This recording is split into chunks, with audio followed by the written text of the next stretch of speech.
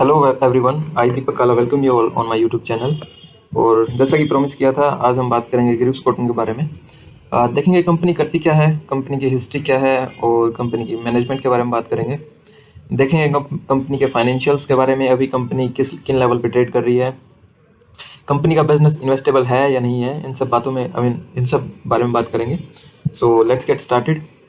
First of all देखते हैं company करती क्या है। अगर आप देखोगे कंपनी की साइट पर हम आ गए ऑफिशियल साइट पे, और यहाँ पर आप देख सकते हो कंपनी के 5 सेक्शंस दिखा रखे हैं जिनमें कंपनी अभी बिजनेस करती है। Indians, retail, electric mobility, finance and Greaves technology. अगर आप देखोगे जो कंपनी का रेवेन्यू है वो सिर्फ 2 ही पोर्शन से आता है, engine 1 and the second is electric mobility. जो ये retail, finance and Greaves technology है, ये इन दोनों को सपोर्ट करने के लिए बनाए गए हैं। ओके, सो अगर हम बात करेंगे कंपनी की हिस्ट्री के बारे में, कंपनी 150 साल से भी ज़्यादा पुरानी कंपनी है, बट इतनी ज़्यादा पास्ट हिस्ट्री में नहीं जाएंगे। लेकिन कंपनी का जो कोर बिजनेस है, जो कन्वेंशनल कंपनी का बिजनेस है, वो है कंपनी का बिजनेस है इंजन्स का।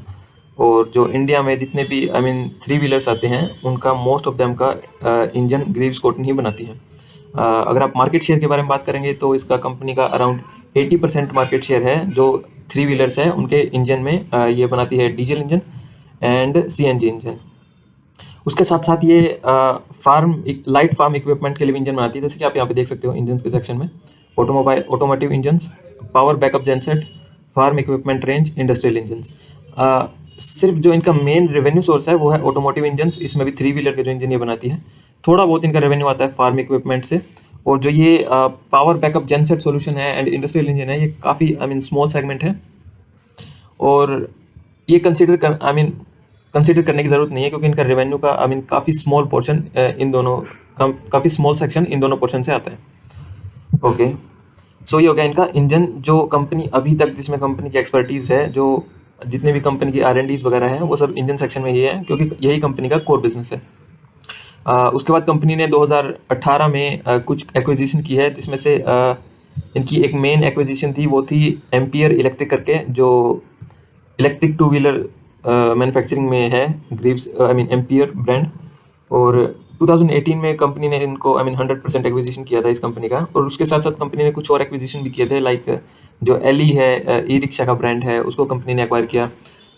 तेजा एक कंपनी है, 3 व्हीलर्स की कंपनी है, उसको कंपनी ने एक्वायर किया। अगर आप इन शॉर्ट देखने की कोशिश करेंगे कंपनी करना क्या चाह रही है, कंपनी का मेन फोकस है इनके जो कोर बिजनेस है उससे हटकर जो फ्यूचर डिमांड है उसकी तरफ जाना। अगर आप देखोगे जो कंपनी का कोर बिजनेस है वो है 3 व्हीलर की और इंजन्स की मैन्युफैक्चरिंग का। और जैसा कि अगर आप देख रहे हैं धीरे धीरे टाइम के साथ साथ जो 3 व्हीलर्स है उनकी जगह ई रिक्शा ले रही है।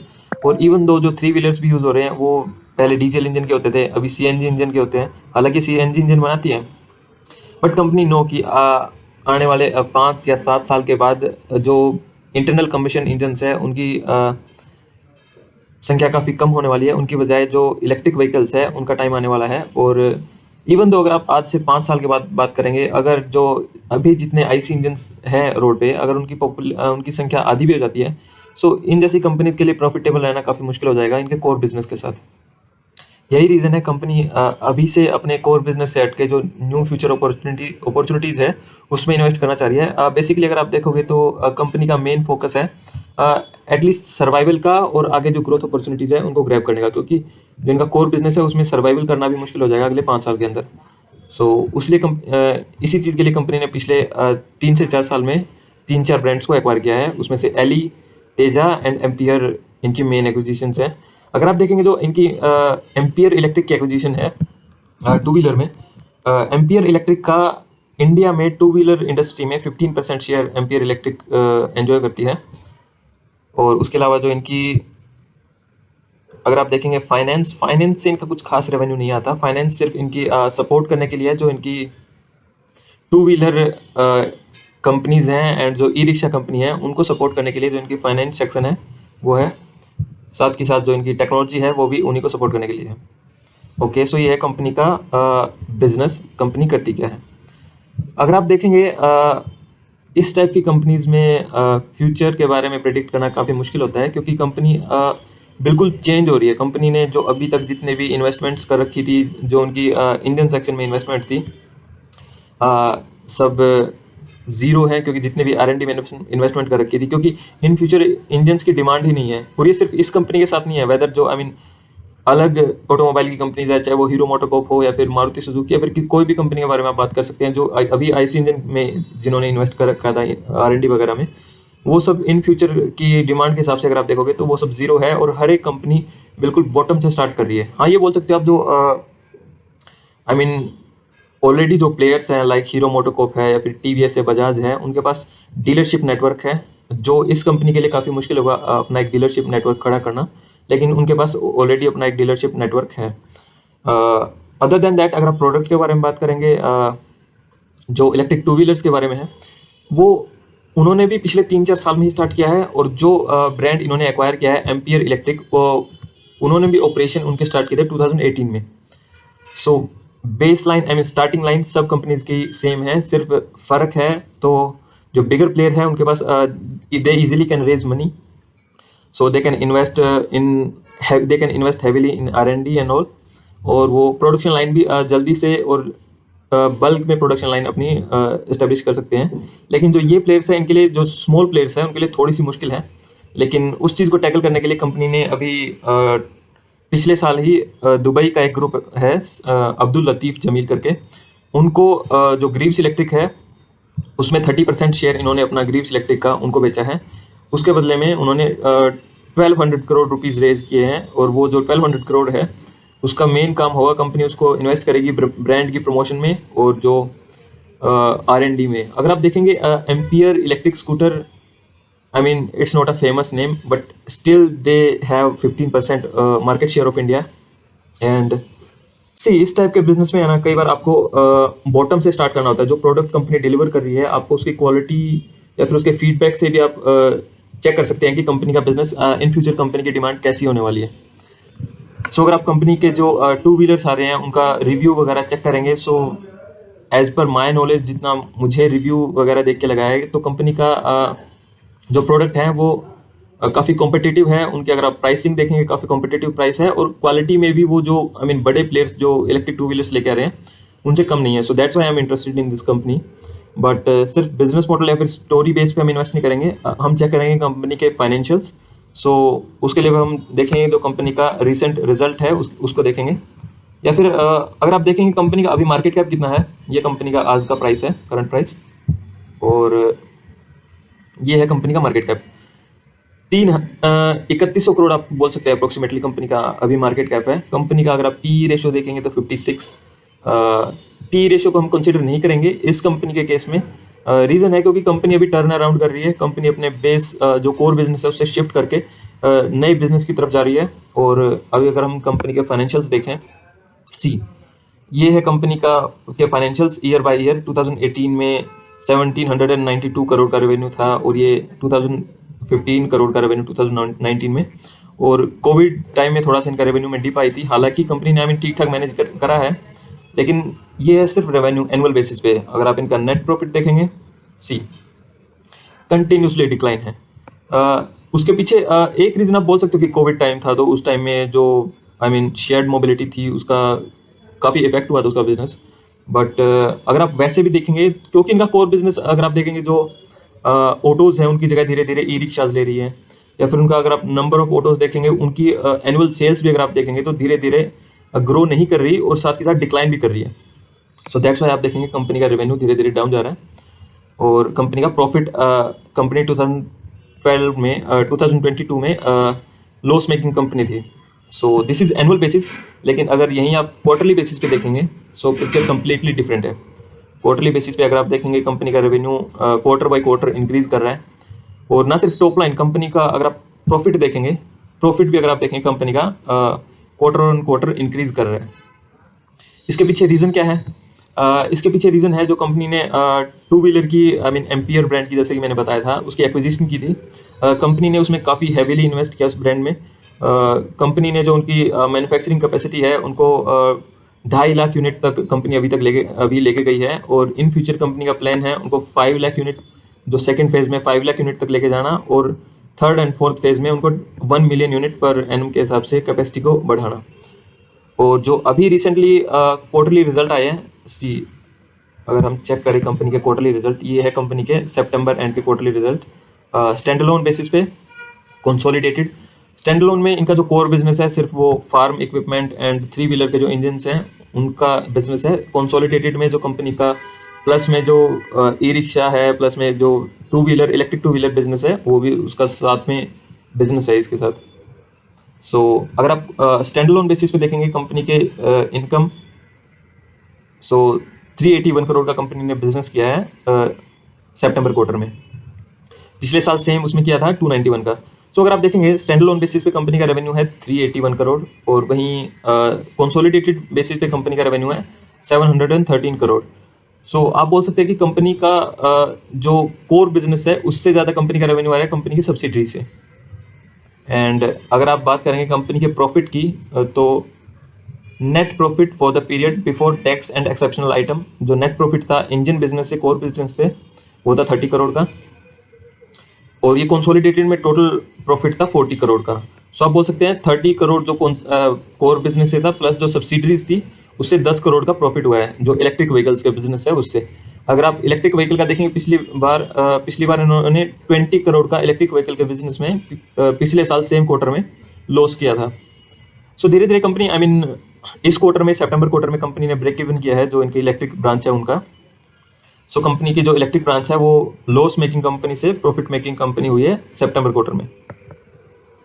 ओके, सो अगर आप टोटल इनकम देखेंगे comprehensive income for the period, this was 23 crore जो इनका कन्वेंशनल बिजनेस है, इंजन बिजनेस है उससे, और टोटल देखेंगे 33 करोड़ यानी कि 10 करोड़ का प्रॉफिट जो नया बिजनेस जो कंपनी ने एक्वायर किया है उससे कंपनी को हुआ है। ओके, ये हो गया कंपनी का फाइनेंशियल्स।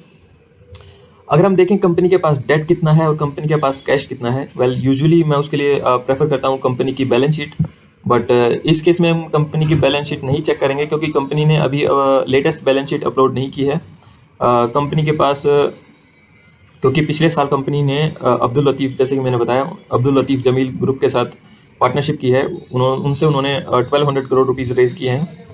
सो कंपनी के पास अभी 1250 करोड़ के अराउंड कंपनी के पास कैश है। डेट कंपनी के पास 0 है। सो कंपनी का मार्केट कैप है 3000 करोड़ और कंपनी के पास 1200 करोड़ कैश है और डेट है नहीं कंपनी के पास। यूजुअली इस सिनेरियो में मैं मेजर करता हूँ कि कंपनी का मार्केट कैप अगर हम कैश हटा देंगे तो कंपनी हमें मिल रही है 1800 करोड़ में, बट इस कंपनी के केस में हम ऐसे कैलकुलेट नहीं करेंगे क्योंकि जो कंपनी के पास कैश है उसको कंपनी यूटिलाइज करेगी जो अभी इन्होंने रिसेंटली एक्वायर किया है। कोर बिजनेस में कंपनी उसको इन्वेस्ट नहीं करेगी, जो नॉन कोर बिजनेस है काफ़ी न्यू है उसमें कंपनी उसको इन्वेस्ट करेगी।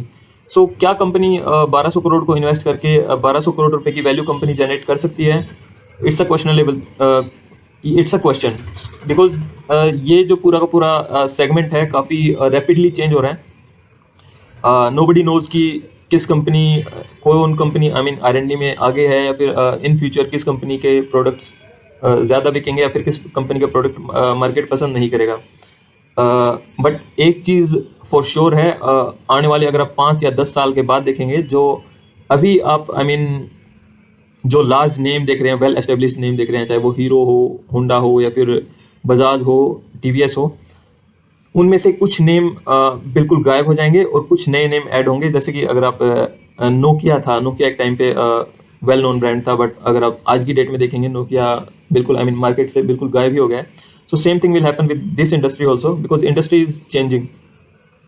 सो अब कौन सा ब्रांड इन फ्यूचर कितनी सेल करेगा वो that's a questionable thing, but इस टाइप के बिजनेस में हम क्या कर सकते हैं, हमें सिर्फ उस कंपनी में इन्वेस्ट करना है जिसमें मैनेजमेंट अच्छी है। Management is one of the main factor this kind of company. And second thing is कि कंपनी की वैल्यूएशन क्या है।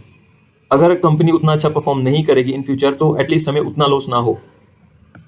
दो चीज़ के ऊपर ये इंडस्ट्री आई मीन इस इंडस्ट्री में हम इन्वेस्ट कर सकते हैं। इस केस में कंपनी के पास 1200 करोड़ रुपए कैश है, बट अगर आप ओवरऑल कंपनी का मार्केट कैप भी देखेंगे 3000 करोड़ का कंपनी का मार्केट कैप है और उसके बदले में कंपनी हमें क्या दे रही है, कंपनी के पास है 15% राइट नाउ इलेक्ट्रिक 2 व्हीलर्स का market share.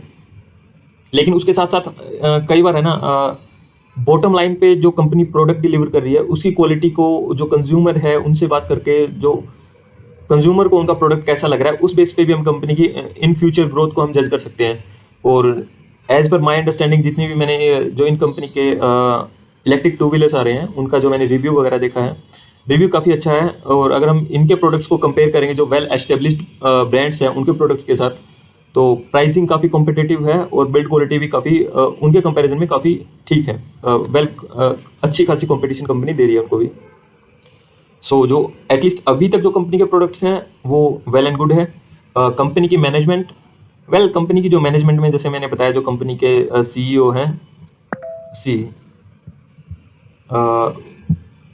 He is company's CEO and MD Nagesh Basavanahalli. 2016 में इन्होंने कंपनी में ज्वाइन किया था और उनके बाद 2016 के बाद इनके ही मेजर डिसीजन थे जिसकी वजह से इन्होंने एम्पियर ब्रांड को एक्वायर किया। एली एक ई रिक्शा का ब्रांड है, एली को इस कंपनी ने एक्वायर किया है रिसेंटली पास्ट फ्यू ईयर्स में। और तेजा एक 3 व्हीलर का ब्रांड है, उसको कंपनी ने एक्वायर किया है।